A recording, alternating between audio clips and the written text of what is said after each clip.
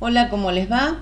Hoy vamos a ver la clase 25, la cual se constituye en la última clase del cursado de este año, cumplimentando de esa manera el total de clases previstas en el cronograma que presentamos a principio de cuatrimestre. Los temas que vamos a ver hoy son, dentro del momento teórico, las formas de presentación de la información.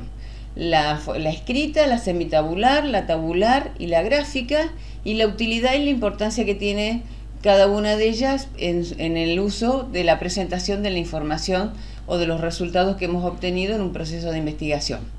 Como siempre, la bibliografía está detallada en el PowerPoint y en el cronograma de clases. Así que bueno, demos inicio a nuestra última clase. Bueno, al igual que clases anteriores, vamos a retomar un poquito los temas que vieron en la clase anterior con Félix. Ustedes empezaron a ver en esa clase lo que se llama el momento teórico. Recordemos que el análisis de datos es la última tarea que corresponde al momento técnico-metodológico. Finalizadas las tareas de ese momento, iniciamos con las que se corresponden al momento teórico, que son esencialmente tres, que son interpretar los datos, sintetizar conclusiones y elaborar el informe final. Ustedes ya vieron en la clase pasada, ya estos temas sobre todo se centraron en lo que es la elaboración del informe final. Pero recordemos que interpretar los datos es conceptual y metodológicamente diferente a analizar los datos. Interpretar los datos significa darle un significado a los resultados obtenidos a la luz del marco teórico, los objetivos y los interrogantes de investigación. Es en este momento donde vuelve a aparecer con mucha fuerza el marco teórico. Al igual que en el momento de construcción del objeto de estudio, el marco teórico cobra relevancia, en este momento vuelve a aparecer con mucha fuerza. Es como que no es que en el momento técnico metodológico está ausente, sino como que se pasa a un segundo plano, aunque sigue subyaciendo, obviamente, pero acá vuelve a aparecer porque es a la luz de ese marco teórico, de ese encuadre teórico que hemos elegido en la investigación, la que le vamos a dar un significado a los datos que hemos analizado, es decir, a los datos que están sintetizados. Y es importante que el investigador o el equipo de investigación tenga claro cuál es el encuadre teórico que está manejando, porque de esa manera va a disminuir los riesgos de hacer interpretaciones que no se concuerden con ese marco teórico, y por otro lado disminuir, aunque no eliminar totalmente, la incidencia de criterios o ideas preconcebidas, juicios subjetivos o, como hemos visto nosotros, la existencia hasta de estereotipos, prejuicios, etc. Entonces, la teoría en este caso es la que ilumina la realización de esta interpretación de los datos y nos ayuda como a mantenernos enfocados.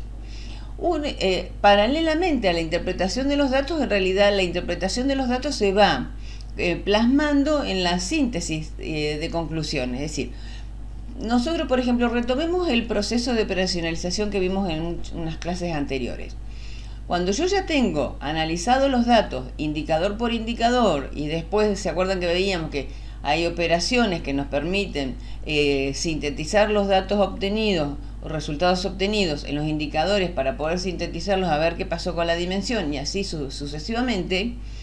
En realidad, en esta instancia lo que se hace es esas conclusiones parciales que, por ejemplo, vamos sacando indicador por indicador, apuntamos a cada vez sean más totalizadoras y de esa manera podamos ir haciendo conclusiones menos parciales, más integradoras, donde vayamos relacionando e integrando los resultados obtenidos, por ejemplo, en una dimensión y darle un sentido teórico o una lectura teórica. Y así, a lo largo de todo el proceso de elaborar conclusiones, lo que se va a lograr es ver y determinar si se pueden dar respuestas a los interrogantes de investigación, si se han logrado los objetivos de conocimiento y cuáles son los nuevos conocimientos o cuáles son los conocimientos que a partir, por ejemplo, de una hipótesis son confirmados por los resultados de la investigación. Bueno, ustedes vieron en la clase pasada, como yo les dije recién, el informe final, la estructura, los componentes que habitualmente se utilizan, pero lo que a mí me interesa rescatar es que el informe final, la tarea de elaborar el informe final, corresponde a la lógica expositiva. En las primeras clases en que empezamos a ver los términos metodológicos decíamos que hay como una lógica en uso y una lógica de proceso o de lógica expositiva sería. Es decir, una cosa es el proceso de investigación en plena marcha, es decir, con sus idas y venidas, etcétera, etcétera, mientras que otra cosa es cómo yo organizo la información para hacerla pública, para narrar, explicar cómo fue el proceso de investigación y cómo fueron los resultados. Por lo tanto, esta lógica es muy distinta a lo que es el proceso mismo de investigación, porque tiene que tener otro ordenamiento, tiene una cierta estructura. Por lo tanto, cuando se está elaborando el informe final, es una decisión muy importante definir de qué manera se van a presentar los datos y los resultados obtenidos para que sean entendibles para aquel que lea el informe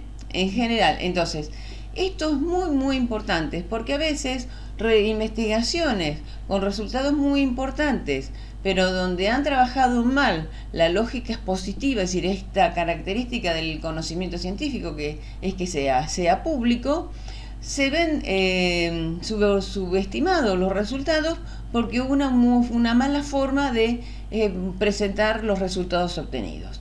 Entonces este es un tema muy importante a tener en cuenta. Por lo tanto, para presentar los resultados, y sobre todo cuando trabajamos desde una lógica cuantitativa, hay 4 formas más clásicas. Es decir, la representación escrita, la representación semitabular, la presentación tabular y la presentación gráfica. Ahora vamos a ver cada una de ellas y lo que he procurado hacer es buscar varios ejemplos para que tengamos en cuenta lo importante que es graficar, por ejemplo, ciertos resultados o en qué momento es importante presentarlos en una tabla, etc. Así que bueno, ahora vamos a ver cada una de las formas de presentación de los resultados y sus respectivos ejemplos. Bueno, la primera forma de presentación, que es la más común, es lo que se llama representación escrita, es decir, que cuando consiste en incorporar al texto los datos estadísticos obtenidos. Es decir, si hemos trabajado con porcentajes, por ejemplo, entonces en este caso lo que se hace es, en el relato de los resultados de la investigación, por ejemplo, se van incorporando los datos estadísticos que hemos procesado y hemos sintetizado. Yo aquí copié 2 ejemplos para que se entienda a qué se refiere. Por ejemplo, el primero dice: el 50% de las mujeres entrevistadas manifiesta que el servicio brindado en el centro de salud es bueno, un 30% expresa que el servicio es regular y el porcentaje restante expresa que es malo. El otro ejemplo es: en cuanto al vínculo víctima-victimario, mayoritariamente surge que los agresores pertenecen al círculo afectivo y cercano de las mujeres. El 63% es un varón que fue o es esposo, compañero, novio o amante. El 37% lo era al momento de la agresión y el 26% había sido. Y un 7% son padres o padrastros y un 7% se tipifican como otros familiares. Esta es una clásica forma de representación escrita, es decir, en el sentido de que, como les decía, en el texto se incorporan los resultados estadísticos. Y aquí quiero hacer una aclaración. Estos datos son datos sintetizados, son datos analizados. Es decir, acá en estos 2 ejemplos que yo le di, todavía no hay interpretación teórica. Porque esa es la diferencia fundamental que yo les quería señalar al principio. Es decir, acá yo estoy diciendo que el 50% de las mujeres, por ejemplo, manifiestan estar de acuerdo con el centro de salud, con la atención que se da en el centro de salud. O que el 63% de los agresores son varones y pertenecen al círculo cercano de la mujer. Solamente estoy haciendo un análisis, estoy haciendo una síntesis. Supóngase, hice 100 entrevistas a las mujeres que iban al centro de salud, o hice un análisis de fuentes de datos secundarias respecto al vínculo que hay entre la víctima y el victimario. Entonces se obtuvieron esos resultados. Todavía acá no aparece qué significado teórico yo le doy a estos resultados. Espero que quede claro, es decir, estos son datos analizados, sintetizados. Después, a continuación del dato analizado, sintetizado, como son estos ejemplos, uno incorpora qué significado tienen esos datos a la luz del marco teórico que yo estoy utilizando. Bien, la otra forma es la representación semitabular. Se utiliza cuando se incorporan cifras a un texto y se tiene el interés de hacerlas resaltar para facilitar la comparación. Es decir, sin llegar a ser una tabla como nosotros hemos visto en las clases anteriores, se los presenta de tal manera que igual se quiere resaltar los resultados obtenidos porque resultan significativos. Entonces, al igual que en la forma de presentación anterior, aquí también volqué dos ejemplos. Uno de ellos es, en cuanto a la posibilidad de reiterar el beneficio, que era uno de los indicadores en estudio, de los 35 programas, proyectos o servicios analizados, se observa que, y entonces ahí se empieza a detallar la información, que en 32 programas, el destinatario puede reiterar el beneficio, es decir, que en el 91,4% de los programas el beneficiario puede reiterar el beneficio.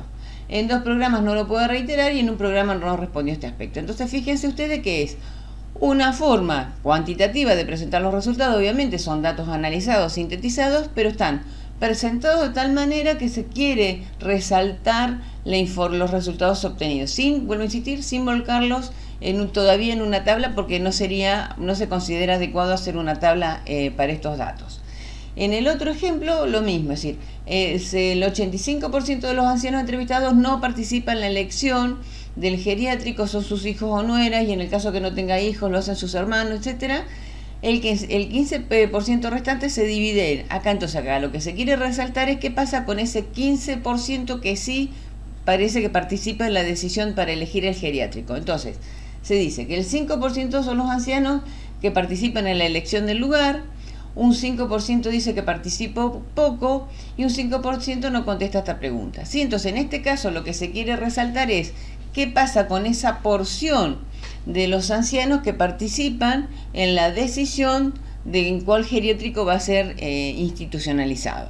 Entonces, esta es una forma que también es bastante clásica de utilizar cuando nosotros queremos resaltar ciertos resultados, pero dentro todavía de una forma bastante, como lo dice su nombre, semitabular, sin ser una tabla, pero es un poco más estructurada su presentación que respecto a la anterior. Bien, acá ya estamos en la representación tabular. El tema de las tablas nosotros la vimos bastante en las clases anteriores cuando veíamos lo que es distribución de frecuencia, lo que son cuadros de doble entrada, pero bueno, como dicen algunos autores, este tipo de representación se suele utilizar cuando hay un cúmulo muy alto de datos, o a veces, como en el ejemplo que yo les di, que uno quiere presentar como una secuencia histórica de cómo ha evolucionado un fenómeno. Lo que tienen de las virtudes, podemos decir, que tienen las tablas es que son concretas, son breves, la información está ordenada y es fácil examinarlas. Acá, por ejemplo, yo tomé una tabla de la tesis de mi tesista, valga la redundancia, que hizo la tesis sobre femicidio, que a ustedes ya les mostré algunos resultados, algunos ejemplos en clases anteriores, donde acá lo que se busca es ver cómo fue evolucionando la relación entre el vínculo de la víctima y el imputado, en este caso, en 3 años seguidos. Y la base de la información fueron los informes que elaboraba la Corte Suprema de Justicia de la Nación, con lo que se llama que tiene una dependencia específica que se llama Oficina de la Mujer. Entonces, en este caso, fíjense ustedes que nosotros, en lugar de volcar los datos en valores absolutos, decidimos volcarlos en frecuencias relativas, es decir, en porcentajes, porque para poder comparar año a año, en este caso, como hay un sentido de comparación, siempre es más pertinente utilizar porcentajes, es decir, frecuencias relativas, que los valores absolutos, porque a veces puede suceder de que hayan diferencias absolutas tan importantes que perdemos la noción de la proporcionalidad. Entonces, en este caso, por ejemplo, vuelvo a insistir, una tabla donde solamente se utilizó la presentación de frecuencias relativas. Entonces, de esa manera nos permite ver cómo en la secuencia histórica deseleccionada, que fueron los años 2014, 2015 y 2016, el vínculo entre la víctima y el imputado, la frecuencia que mayor porcentaje obtiene y además que va creciendo, es aquella donde el vínculo es de pareja o es pareja. Esto, vuelvo a insistir, son datos analizados, datos sintetizados. El paso siguiente, cuando nosotros decimos es fácil de examinar, significa que además de que su lectura es sencilla, sí, porque es muy concreta la información y es muy simple, ¿Qué significa esto? Que, por ejemplo, haya una evolución en crecimiento de que el vínculo entre la víctima y el imputado sean pareja o expareja, ahí, vuelvo a insistir, aparece lo que es la lectura teórica, la interpretación teórica. Ahí aparece la interpretación de los datos. Esto, así son datos sintetizados. Bien, acá busqué dos ejemplos de otras tablas donde en una la presentación de los resultados se hace en frecuencias absolutas o valores absolutos, y en la otra se combinan las frecuencias absolutas y relativas. El cuadro número 1 pertenece a uno de nuestros proyectos de investigación que consistió en indagar sobre la disidencia en el Consejo Deliberante de la Ciudad de Neuquén en el periodo 2007-2015, es decir, que abarcamos dos gestiones de intendentes diferentes, es decir, Farisano y Quiroga. Lo elaboramos en base a analizar los reportes de ordenanzas del Consejo Deliberante, y lo que nosotros decidimos fue presentarlos en valores absolutos, porque como muchas ordenanzas tenían más de un tema, a nosotros trabajar con porcentaje en ese caso resultaba más confuso. Entonces por eso decidimos trabajar con valores absolutos. Entonces, de las 144 ordenanzas que nosotros detectamos que se votaron en disidencia, podemos ver que en 99 de ellas se votaron durante la gestión de Quiroga y 45 en la gestión de Farisano. Podemos decir que entonces, comparando ambas intendencias, hubo mayor nivel de disidencia entre el oficialismo o la oposición durante la gestión de Quiroga que durante la gestión de Farisano. Después, uno podrá hacer los análisis teóricos, ahí está la interpretación de los datos de por qué ocurrió esto o no ocurrió. Por otro lado, lo que vimos también es que hay temáticas que se fueron repitiendo, digamos que fueron las que generaron mayor conflicto, mayor disidencia. Entonces, una de ellas, la primera, es la planificación y organización urbana. La segunda es la tarifaria. La tercera es seguridad. Y la cuarta, transporte urbano. Fíjense que son entonces las temáticas que generaron disidencia en ambas gestiones y son las que obtuvieron los mayores valores en términos de frecuencia. Por otro lado, en la otra tabla volqué una de los cuadros que nosotros hicimos con la investigación de los estudiantes en las escuelas secundarias de Chipoleti, que también les mostré otros ejemplos en clases anteriores. En este caso la pregunta era razones de consumo del alcohol entre los adolescentes. Esta tabla, como yo les decía, tiene la particularidad que presenta valores absolutos y frecuencias relativas. Si nosotros nos analizamos la tabla, por ejemplo, vemos que el mayor porcentaje de estudiantes respondió que tomaba alcohol para divertirse. Y en segundo lugar, por ejemplo, olvidar problemas familiares, es decir, un 29, casi 30% de los estudiantes decía que consumía alcohol para olvidar sus problemas familiares. Y así sucesivamente. Entonces, cada uno de esos razones que nos fueron respondiendo se fue tomando en términos absolutos cuántos estudiantes elegían, a veces elegían más de una opción, y en esta tabla están volcados todos los resultados, pero uno puede, por ejemplo, podríamos haber elegido cortar, si nosotros tuviéramos que hacerlo de nuevo, y presentar hasta el que alcanza un 7%, es decir, todos los que son valores de menos de 2% se pueden obviar. Entonces acá, en esta tabla, vuelvo a insistir, tiene como propósito que ustedes puedan ver cómo en una misma cuadro se presentan ambos tipos de frecuencia. Y ya finalmente está la representación gráfica, que consiste en expresar visualmente los valores numéricos que aparecen en los cuadros. Por ejemplo, los cuadros que yo les mostré anteriormente se pueden volcar en forma gráfica, es decir, son decisiones que uno puede ir tomando. La ventaja o la virtud que tiene la representación gráfica es que nos da una mirada, una comprensión global, rápida y directa de la información. Son recomendables por el poder de síntesis que tienen, rápidamente nos dan una noción de cuáles son los resultados obtenidos, y tenemos dos tipos de gráficos, los que se llaman gráficos de base matemática y gráficos de base no matemática. Este tipo de representación es muy interesante tenerla en cuenta, sobre todo, ahora que decimos que vivimos en el mundo de la imagen, Entonces, bueno, como yo les decía en clases anteriores, muchas veces nosotros como trabajadores sociales quizá tenemos que hacer un informe y no aprovechamos la utilización de estas herramientas para que en 2, 3 páginas, a través de ciertos gráficos muy representativos, volquemos nuestra información en forma visualmente clara y cuando el que lo lee tiene una visión muy rápida de toda la situación global. Así que bueno, ahora igual vamos a ver cada uno de los tipos de gráficos que yo les mencioné recién. Bien, los ejemplos de gráficos de base matemática yo elegí 4. Estos gráficos, por ejemplo, se elaboran desde el Excel. Atrás de estos gráficos hay tablas, ya sea de distribución de frecuencias relativas o distribución de frecuencias absolutas. Usted es el que maneja Excel, elabora la tabla, selecciona los datos que quiere presentar y después el mismo programa le da la posibilidad de elegir cuál es la forma gráfica que quiera representarla. En este caso yo les elegí gráficos de barra, por ejemplo.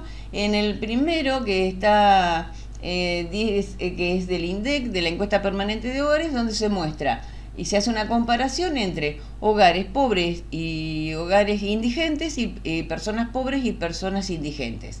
Y los agrupan por zonas geográficas de Argentina, y aún así, ya a primera vista ya se da cuenta que hay 2 regiones, que es la del noreste y la del noreste argentino, donde los índices de pobreza y de indigencia, tanto en hogares como en personas, son los mayores. Entonces, fíjense ustedes que rápidamente, a través de ese cuadro, que cada una de esas barras representa numéricamente cierto porcentaje de hogares o de personas, es decir, no es, tiene una base matemática, como yo les decía, pero rápidamente nos da una noción de cómo en 2 regiones de nuestro país son las que mayor se concentran las personas pobres o los hogares pobres, o las personas indigentes o hogares indigentes. El otro gráfico, que es uno que nosotros elaboramos en otro proyecto de investigación, donde nosotros queríamos volcar cómo fue la evolución del porcentaje de concejales que tenía el MPN en el Consejo Deliberante de la ciudad de Neuquén, pero también queríamos al mismo tiempo ver cómo iba evolucionando la presencia de concejales de este partido y qué rol estaba jugando. Entonces, a partir de eso, nosotros lo que hicimos fue tomar un periodo histórico, contamos y tradujimos en porcentaje la cantidad de concejales que tenían, y a través de los colores pudimos mostrar qué cantidad o qué porcentaje de concejales tenía el MPN mientras fue oficialismo, cuando jugaba el rol de oficialismo, que es el color azul, y qué pasó el porcentaje de concejales en el Consejo Deliberante cuando el MPN pasó a ser oposición. Es decir, cuando la intendencia fue ganada por otro partido, entonces el MPN pasa a ser el partido de la oposición, el más importante. Entonces, fíjense ustedes que también a través de este gráfico de base matemática, a nosotros nos permite observar el comportamiento y en términos de representación, podríamos decir, que tienen los concejales pertenecientes a este partido tradicional de Neuquén, y qué fue pasando cuando jugaba el rol de oposición y cuando jugaba el rol de oficialismo. Los otros 2 gráficos, que también son hechos por el Excel y por estudiantes de años anteriores, que corresponden a esa investigación sobre redes sociales que se hizo en Neuquén en el año 2017, fíjense ustedes que elegí uno que era redes sociales utilizadas y la cantidad de horas diarias. Ya nosotros, viendo el gráfico, en este caso, podemos ver claramente que en términos de redes sociales la más utilizada es Facebook y WhatsApp. Entonces, rápidamente tenemos una noción de cuáles son los datos o las redes más usadas. Y en el caso de la cantidad de horas diarias, también salta por la diferencia que hay, que en general las personas utilizan hasta 6 horas diarias en las redes sociales. Es decir, mayoritariamente son los que más usan esa franja de horas.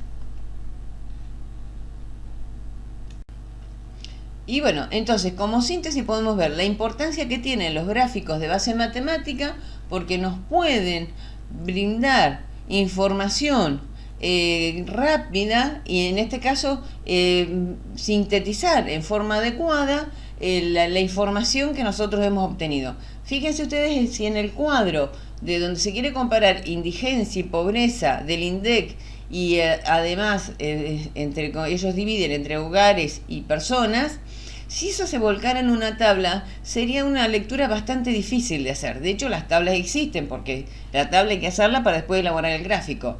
Pero si nosotros lo quisiéramos leer presentar a través de una tabla, sería como bastante engorroso. Mientras que presentándolo con un gráfico de barra es una herramienta que sintetiza y visualmente nos permite ver los resultados y los comportamientos de estas dos condiciones sociales en los distintos ámbitos, en las distintas áreas geográficas que tiene Argentina. Entonces, vuelvo a insistir, son gráficos muy útiles y que además tenemos la posibilidad de que existe una herramienta como es el Excel, que nosotros elaborando bien la tabla de distribución de frecuencia que queremos representar, después el programa, nosotros elegimos la forma de representación gráfica y el mismo Excel los elabora. Bueno, acá hay otro ejemplo de gráficos de base matemática que seguramente ustedes lo han visto. Se suele conocer como gráfico de torta, pero en realidad el nombre técnico podemos decir que se llaman gráficos de superficie. Y una de las condiciones de estos gráficos es que siempre se trabaja con frecuencias relativas, es decir, que siempre se representan porcentajes. ¿Por qué? Por la concepción que hay del gráfico, es decir, es un círculo en el cual proporcionalmente se representa sobre su superficie la información que se quiere volcar. Entonces, en este caso yo seleccioné un gráfico elaborado por los estudiantes que hicieron el estudio de redes sociales, y fíjense ustedes que visualmente ya podemos ver que hay dos características positivas que son las que más fueron elegidas por los entrevistados, que son las que tienen que ver que son positivas porque acceden a información de todo el mundo y es una forma rápida de comunicación. Y el resto de las frecuencias, la que le sigue en segundo lugar, podríamos decir que es la que permite compartir con otros. Entonces, fíjense ustedes que visualmente nosotros vemos que hay 2 o 3 categorías o razones positivas por las cuales las personas eligen usar redes sociales. La crítica que yo le puedo hacer a este gráfico de barra en particular es en este caso la forma de presentación de las frecuencias, porque si nosotros vemos visualmente, vemos que en la torta el celeste y el mostaza son los que más ocupan, pero para encontrar qué están representando tengo que leer todas las categorías, y en este caso hay un error de construcción. Lo que se tiene que hacer es generalmente se empieza por ordenadamente se presentan las categorías que tienen mayor frecuencia y así hasta llegar a las que tienen menor frecuencia. Entonces esto, por ejemplo, es una de las cuestiones que uno tiene que tener en cuenta al momento de elaborar las referencias, que serían en este caso para que la persona que ve el gráfico sepa que los colores representan una categoría y no tenga que estar leyendo todo el listado de posibilidades y justo que una de la más elegida está al final de la tabla de referencias. Entonces, estas son una de las cuestiones que uno tiene que tener en cuenta al momento de presentar la información. O sea que acá hay un error de construcción.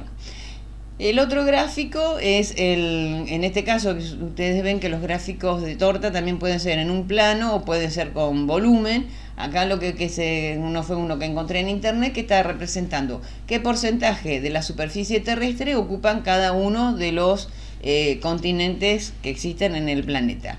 Entonces, vuelvo a insistir, este es un gráfico muy útil, visualmente es muy poderoso, pero el requisito que tiene es que se debe trabajar con frecuencias relativas o porcentaje como nosotros habitualmente lo solemos conocer.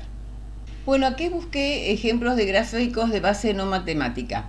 Son, como yo les decía, aquellos gráficos donde no se sustentan en una tabla específicamente, que yo utilizo para que después a través del Excel, por ejemplo, me genere un gráfico específico, pero que tienen como razón de ser que a través de imágenes representan las características del fenómeno que se quieren mostrar, los resultados, por ejemplo, que se obtuvieron, y que muchas veces se utilizan, ya les digo, son gráficos que tienen una potencia visual y a veces sirven también para presentar, por ejemplo, a un público que quizás no tiene herramientas para interpretar un porcentaje, etcétera, pero a través de una imagen puede tener una noción del problema que se está presentando.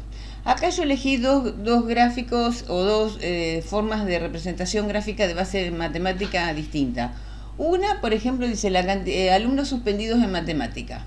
Entonces son dos distintas los grados y las divisiones. Y fíjense ustedes, los alumnos puede ser esa figurita puede ser un alumno o se puede decir que cada alumno representa a 10 niños. Eso es opcional. Pero acá claramente se puede ver a través de este gráfico de base no matemática que evidentemente el grado donde más niños suspendidos en matemáticas se da es en segundo grado y dentro de eso en una de las divisiones. Y que a continuación el grado que más alumnos tiene suspendidos en matemática es en primer grado. Entonces fíjense ustedes, esta es una forma de presentar información, el resultado de una investigación sin recurrir a ningún gráfico ni a números ni nada, pero que las personas que ven la imagen tienen una noción de la envergadura de los resultados que se han obtenido. El otro lo encontré en internet, que es como una imagen, fíjese, muy sintética, pero que da mucha información en forma rápida de las generaciones y el uso de internet. En este caso vieron que están las generaciones, los baby boomers, generación X, millennial y la generación Z. Entonces, cada uno de los dibujitos representa, por ejemplo, qué tipos de redes sociales utilizan internet. Si nosotros miramos en cada una de las generaciones, además está identificado, aunque no sabemos qué proporción, pero sabemos que predomina, por ejemplo, yo soy baby boomer, por ejemplo, mis hijos siempre me dicen, entonces yo uso básicamente qué dispositivo utilizo, por ejemplo, es la computadora. Sea la PC o sea la notebook, es lo que yo uso para trabajar. Y, por ejemplo, en el tema de las redes, según está este gráfico, los baby boomers usan mucho Facebook. Bueno, no es mi caso. Pero entonces, fíjense ustedes que esta forma de representación nos da mucha información, valga la redundancia, pero en forma sintética, gráfica, y yo de leer esa imagen tengo una noción general de cuáles son las características predominantes en cada una de estas denominadas generaciones y cómo esas generaciones se vinculan con Internet. Es decir, creo que los gráficos de base matemática son muy interesantes, pero también nos desafían a nosotros en nuestra imaginación. Porque al no tener un respaldo matemático, es decir, que no están representando una proporción o un número absoluto, digamos, no hay un cálculo atrás, creo que son interesantes para muchas veces nosotros presentar información en forma creativa y gráfica y que sea entendible y que sea sencilla en su comprensión. Bien, otro ejemplo de base no matemática que elegí fue uno que elaboramos nosotros en uno de los proyectos de investigación que recién les comentaba, que analizaba la disidencia en el Consejo Deliberante de la ciudad de Neuquén.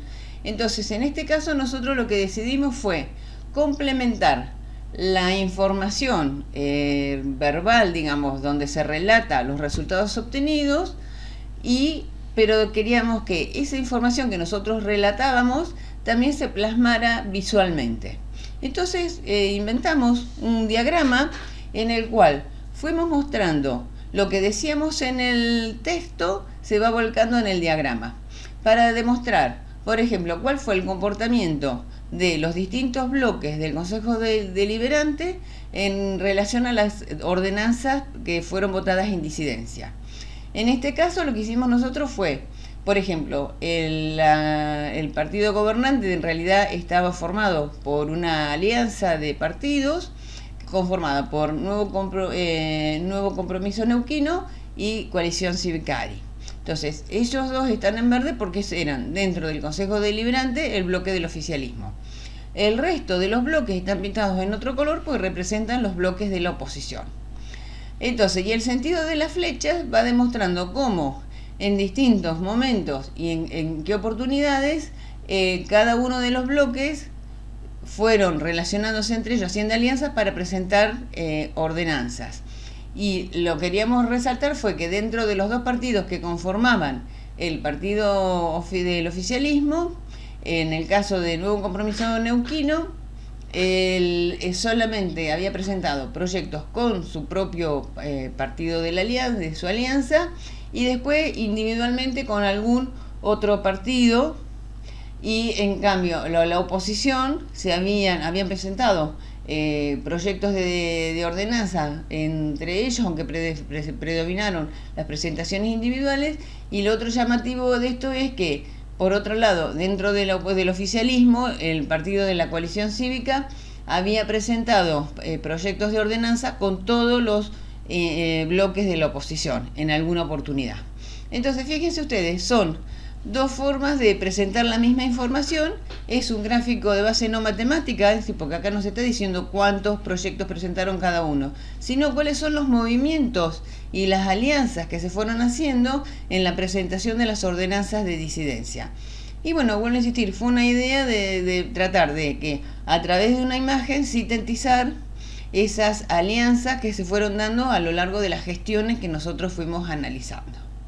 Bien, acá busqué otros ejemplos, vuelvo a insistir, porque es muy importante cómo la estrategia que nosotros utilizamos para presentar la información, para presentar los resultados de una investigación o de algún trabajo, aunque no haya significado todo un proceso de investigación, pero algún trabajo donde nosotros tengamos datos que queremos compartir o queremos presentar ante alguien. Entonces acá, fíjese, yo encontré en internet dos formas de presentar información sobre la situación del HIV en América Latina.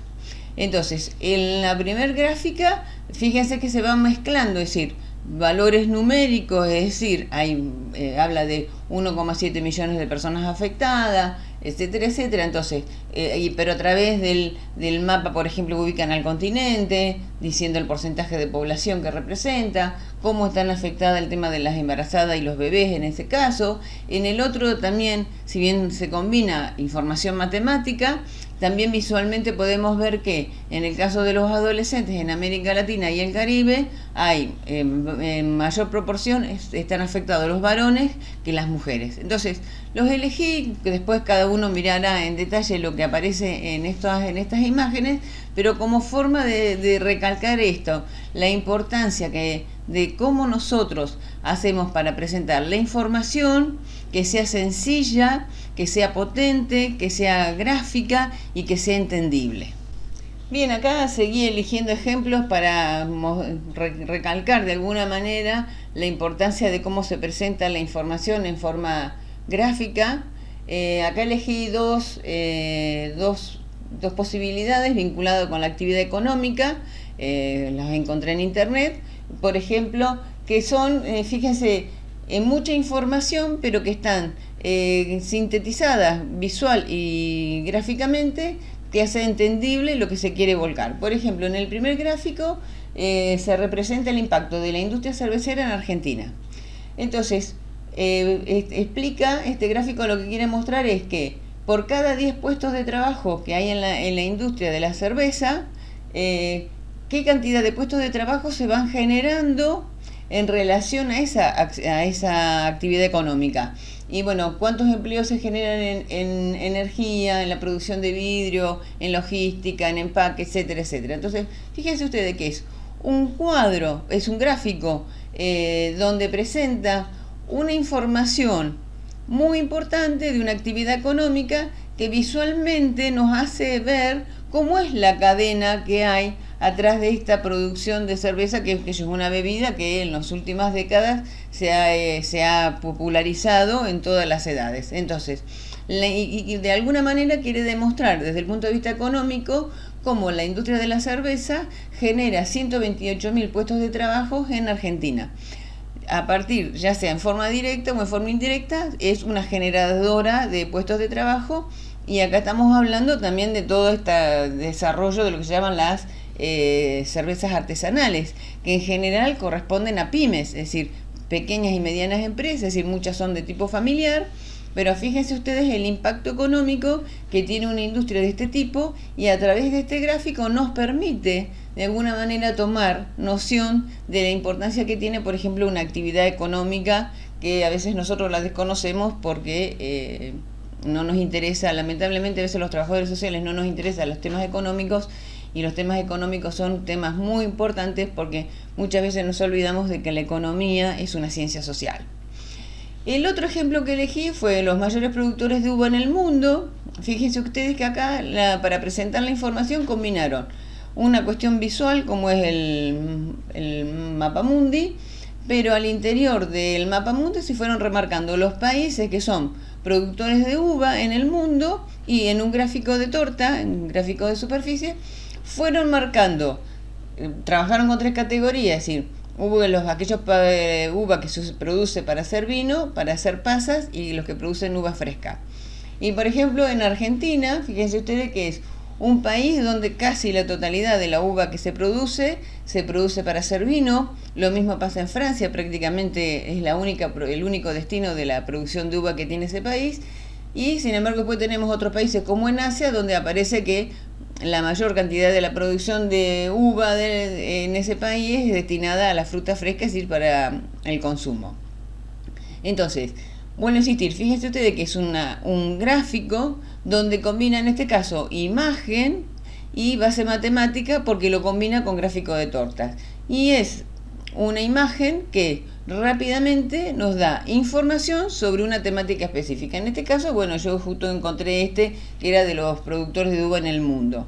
Pero vuelvo a insistir, todos estos ejemplos que yo les estoy mostrando apuntan a que tengamos en cuenta la importancia de la presentación de la información, y que tenemos muchas herramientas y que a veces los trabajadores sociales no las sabemos aprovechar.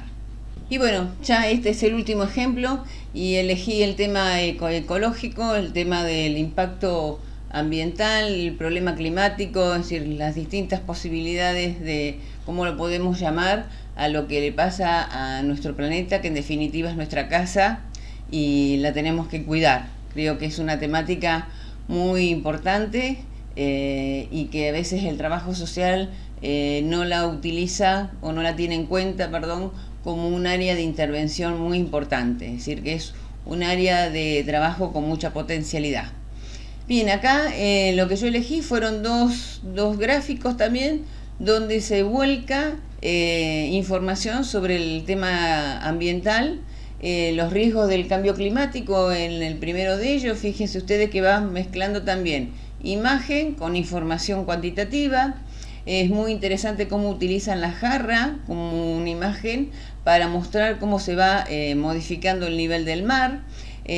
Toda la imagen en general habla del tema de los desastres naturales, los aumentos de incendios, las inundaciones, etcétera. Entonces, incluyendo información de todo tipo, es decir, cantidad de personas fallecidas, cantidad de personas afectadas, los millones de dólares de pérdidas económicas que se producen en consecuencia de estos temas vinculados al cambio climático, y por ejemplo las personas afectadas por ola de calor. Entonces fíjense ustedes que es una imagen con mucha información también, como las anteriores, muy potente en la forma de presentación. Y bueno, insistir que a través, en este caso uno se lo imagina en un informe de investigación, en una página estamos volcando mucha información importante y de forma sintética, pero visualmente muy bien presentada. Y después el otro, que ya no tiene una base matemática, pero claramente sintetiza los 6 problemas ambientales o más graves, dice la gráfica, los que tienen que ver con el impacto petrolero, la deforestación, la destrucción del hábitat, el impacto atmosférico sobre la capa de ozono, el tema de la capa de ozono, la contaminación de los mares y la contaminación por químicos. Entonces, ahí lo mismo, es decir, sintéticamente, a través de imagen y texto, no recurriendo, esto es claramente no va a ser no matemática, porque no hay porcentajes, no hay información matemática, pero nos plasman cuáles son los problemas más graves de tipo ambiental y con qué están vinculados. Entonces, bueno, espero que la clase haya sido interesante, que les haya servido para entender lo que son las formas de presentación de la información, que es una cuestión muy importante, como les vengo insistiendo a lo largo de toda la clase. Muchas veces cómo yo presento la información es el impacto que voy a tener en el otro, hacia quien yo le dirijo el mensaje, podríamos decir. Y vuelvo a insistir que somos los trabajadores sociales, estas formas de presentación las tenemos que saber aprovechar. Muchas veces hacemos una investigación en el barrio y les queremos presentar los resultados a los vecinos, y a veces los vecinos no tienen tiempo, a veces literalmente para poder leer un informe. Entonces nosotros, ¿cómo hacemos para presentarle los resultados más importantes? Y a veces a través de este tipo de herramientas podemos lograr volcar la información y que a partir de eso se genere algún proceso, por ejemplo, de organización barrial para resolver algún problema específico. Bueno, espero que en general la materia haya resultado interesante.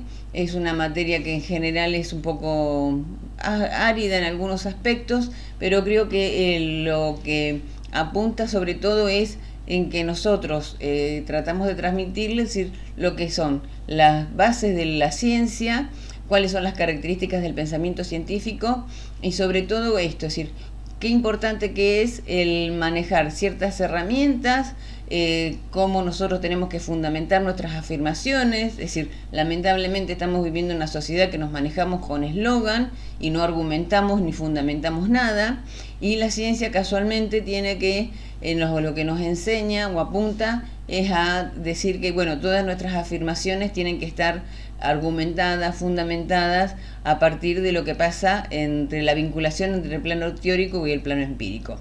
Porque trabajar solamente en el plano teórico es mera especulación, y trabajar solamente con el plano empírico no es suficiente para muchas veces generar nuevos conocimientos que puedan ser compartidos por otro, porque no salimos de la anécdota. Entonces, espero que esta materia les haya contribuido a mirar las cosas desde otro lugar, por lo menos. Sé que es una materia que produce cierta incomodidad, como yo les dije al principio de la materia, porque el aprendizaje nos genera muchas veces incomodidades, pero sobre todo pensar que el conocimiento es algo que nos enriquece, que nos transforma como personas.